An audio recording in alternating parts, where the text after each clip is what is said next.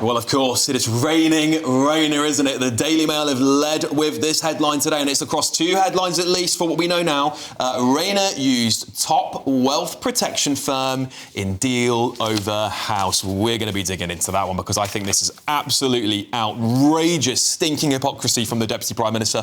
The Sun have said Rayner lobby row. Boyfriend works for firm linked to government cash. It's really not looking good for the Deputy Prime Minister, is it? The Observer have led with this. The wasteland, I believe this is on fat jabs, which you're going to see quite a lot of in the coming front pages. So the Sunday Express. Most Britons would refuse to fight for our country. That is a damning indictment on Britain today. Of course, moving on to the Star. Gift of the jab. NHS stabs the flab 200 times an hour. More fat jab stuff there. And let's move on to the Independent. Failures that led to girls' unlawful hospital death. Yeah, they're saying the bereaved parents of Ruth, I can't pronounce her last name, I won't attempt it because I don't want to insult her. They criticise the care watchdog and call for change after a legal loophole means the hospital where their teenage daughter died could not be prosecuted over findings. Well, we'll dig into that too. And the Telegraph. Yeah, Kemi Badenoch here, drill the North Sea dry. She's channeling a bit of Trump there, and I definitely want to see what she's actually said, so I'll have a little read of that. But there's also an interesting story on the top here, another separate angle on the Rayner stuff, and it says there, Rayner plots chicken run to save seats after buying flats. So we'll be digging into that with Paul Richards here. He's got all the inside scoop for us on the Labour Party, of course. But we have to start. We have to start with the front page of the Daily Mail, don't we? Because they're, of course, claiming Rayner used a top wealth protection firm in the deal over her house. I think that might speak volumes about the Deputy Prime Minister's wealth, at least. Of course, she's seen as this working-class girl, and she's always heralded as the working-class girl of the party. Is that really true? Can she really say that anymore? She's got 3 places of residence. She owns at least 2 of them. One of them's a grace and favour apartment from you, the taxpayer, to her. Well, let's bring in my panel, shall we? Peter. Yes. It's not looking good for the Deputy Prime Minister, is it? Don't you love it, right?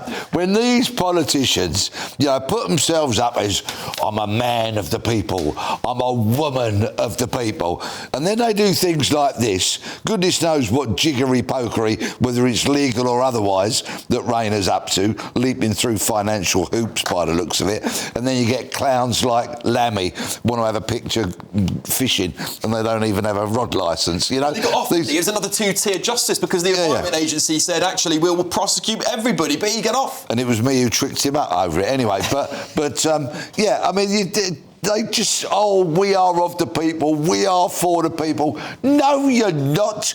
You're in it for yourselves. And you know what? There's a distinct link between this kind of behaviour from politicians and the front page of the Sunday Express when people say they would not fight for this country. Yeah. Why would you fight if you were going to be led by somebody like Starmer and all those kind of snouts in the trough kind of politicians of whatever colour and party they are? Yeah, Paul, I've got to bring you into this because, during the election, we were promised an end to sleaze, we were promised a change, we were promised, Starmer spent so much energy slamming the Tories on their sleaze gates. Of course, ever since we started, we had Lord Allygate and then multiple others after that. It's just as bad as the Tories.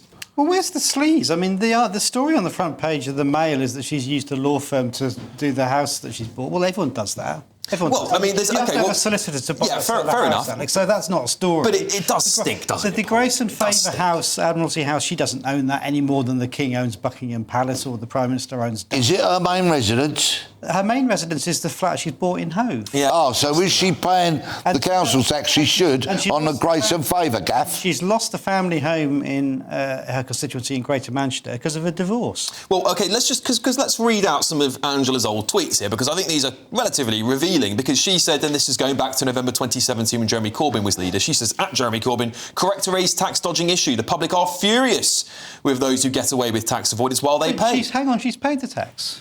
Well, yes, but she's managed to lower it by, of course, not having her main residence. Even the Sun this morning, the editorial said very clearly she's done nothing illegal. Of course, I'm not accusing her of doing anything illegal, but dodging tax and not dodging tax. Well, but she sort of is. Many people are arguing, and she says here, revelations on tax dodging from the wealthy. Ordinary people get taxed at the source are furious. These tax dodgers advocate austerity too.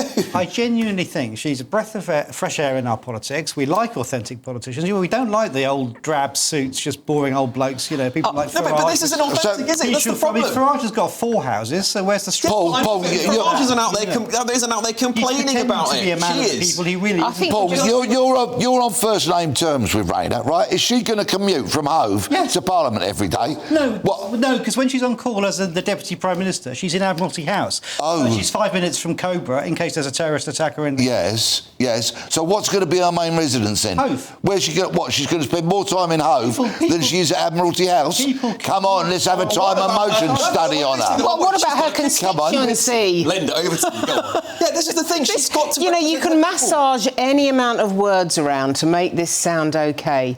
But at the end of the day, I think finally, and I say finally because when we had the previous tax debacle, I felt that she would come out of that eventually fairly unscathed. But I think at this point, we have reached the stage where people will lose trust with her. Now, Paul can say, well, we all get involved in financial situations like this, but most people don't set up trusts that are administered by the blue chip law firm Shoosmiths. They simply don't. I mean, people don't have enough money to do that kind of thing. Most people are not the Deputy Prime Minister, though, are they? But that's not even a good argument. With all due respect, Paul, the Deputy Prime Minister's salary isn't that massive to be able to afford 2 residents. I mean, it's not. With all due respect, she's not earning 500 grand a year. Have 2 residents, all of them. Yes, but of course, one of them is paid. But actually, who pays?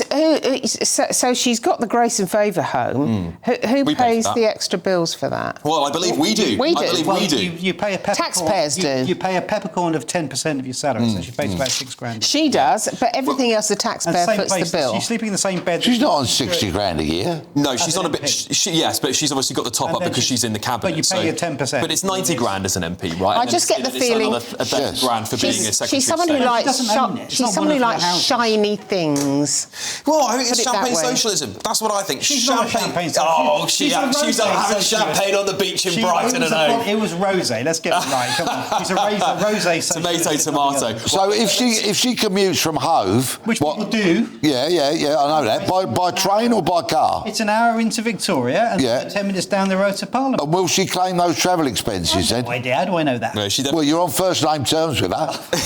Have a little word in her ear. Have a little whisper in her shell, like. Why don't you ask us on the show next week, and I'll happily allow her to defend her record on this. But but the reason, can I say very quickly, the reason she's bought this place in Hove is because she wants to be near her new park. Right. That's the point. Well, let's talk about that. No. Well, let's find out. Let's find out what's wrong with it because the Sun are running it on their front page. So they've got an exclusive here. Rayner lobby row. Boyfriend works for firm linked to government cash. The Deputy Prime Minister's Deputy Prime Minister Angela Rayner's boyfriend Sam Tarry has been working for a political lobbying group whose client got a 280k cash boost from the government. Tory Party Chairman Kevin Hollandrake last night called it the height of hypocrisy. Sorry, the text is quite small. After Labour number 2 spent years attacking the Conservatives with links to lobby groups. I'm telling you, it's an issue of trust. It is an issue of trust. It does stink. It doesn't say. I don't know. Hopefully we'll get some more inside story on this. There is a lobby group, and it's just another thing that's happened. I mean, sooner or later this will bleed out. I don't get this because in communication terms, it will bleed out. He's a private citizen now. He's not an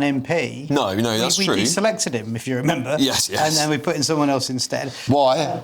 Why did you deselect him? Well, I for whatever reason, the local people decided it. Come on, you're a Labour insider. Tell the truth, you're on telly. Tell the truth. It's not now a... Oh, you're going to skip over it then? Okay, but besides the point, he's not an MP, but he is dating the Deputy Prime Minister. He lives in Brighton. And the Deputy Prime Minister, of course, will have a lot of say in what happens in government. And I think, look, I'm not saying she's done anything wrong here or illegal. I'm not accusing her of fraud. Well, but what I'm saying is the same thing that Angie Rayner used to say to the Tories all the time, which is, this is hypocrisy, it stinks, and it looks bad to the it's not Can I just flag one thing with you? Do you think she would come under the same scrutiny if she was a middle-aged white bloke in a suit? She is, because disagree. she with a put duck house, under the Tories. Yeah, that's right. She put the Tories under this scrutiny. I think So I hate this whole. Can I just say? I just want to say. I really hate this whole.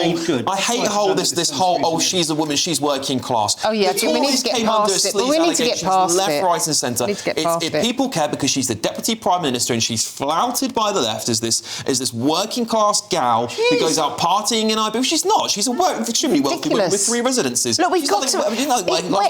What we need right now. No, it's not. What we need right now Well, is it's King Charles. what we need right now is serious people. Serious people. We are being confronted by a truly horrendous situation, economically speaking, socially speaking, defence-wise, it's all on a knife edge. We need to be governed by serious people. Yeah, I mean, there's obviously, Peter, the rumours have it that she's next in line for the throne, so to speak. She's going to be the next Prime Minister when Keir Starmer, eventually his time is rapidly running out. I think many people believe that. Do you think these sorts of stories really are sort of calling it time on her as well? I still want to know why Sam Tarry was deselected, but Paul won't say so. Look, right? He won't tell the truth. You're on television, tell the truth. Look, I think they're a shambles. I think Starmer is just beyond the pale when it comes to incompetence and an inability to do politics and actually relate to people. I think it's just like he's gone at the game. Well, he never had the game anyway. And the shocking lack of talent which is in the cabinet at the moment is being laid bare. I completely agree with Linda when she says we need to be governed and the country needs to be run by, I'd like competent people, trustworthy people, worldly people who actually really know what's going on and the struggles that people face every single day of their lives. Well, I read Tice. Multi-millionaire property. Did I say I wanted him to run a government? I'm asking. I didn't say that, did I? I said these are these are the factors I would like people to have. The credibility. People that are smart and sharp and trustworthy and honest and decent. But of course, such people often get turned away from politics. The Home Secretary, meanwhile, with all this blow-up at the hotel in Epping... She's interrailing. Like in Europe, it's ridiculous. On a uni trip. Well, talking of other politicians that we might find credible, let's move on to The Telegraph, shall we? Because Kemi Badenoch, whatever you prefer to call her, is channeling her inner Trump. She says, drill the North Sea dry. Tory leader vows to extract all UK oil and gas in biggest departure from net zero. She's going to be calling that this week.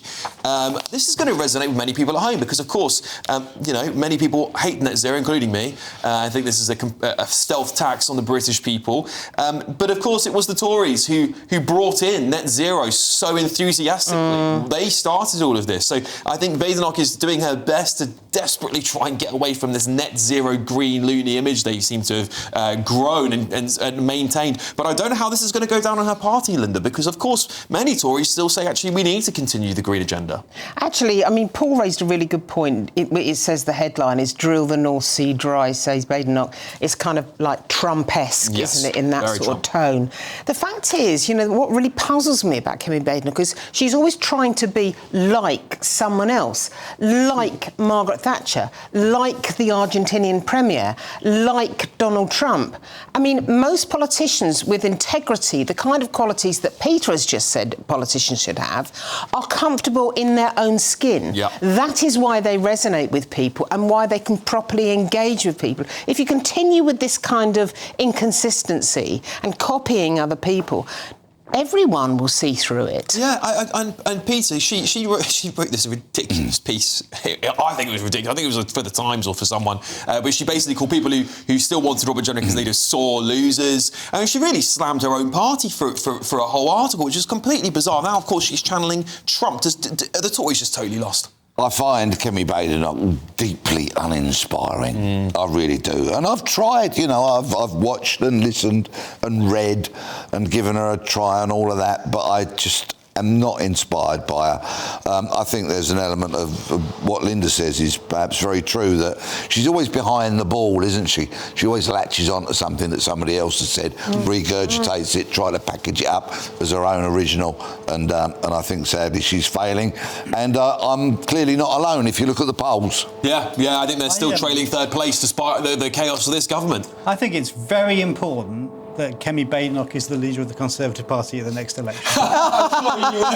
Well, we've got to talk about, of course, your party at some point, because if you look at the polls, that's the only time Kemi Badenoch actually comes joint second with Labour, and it's joint. That's the only time when you factor Jeremy Corbyn's party in that she actually gets anywhere near second place. Bad news for her, and I suspect next year is going to be a very, very bad time for Kemi Badenoch. But anyway,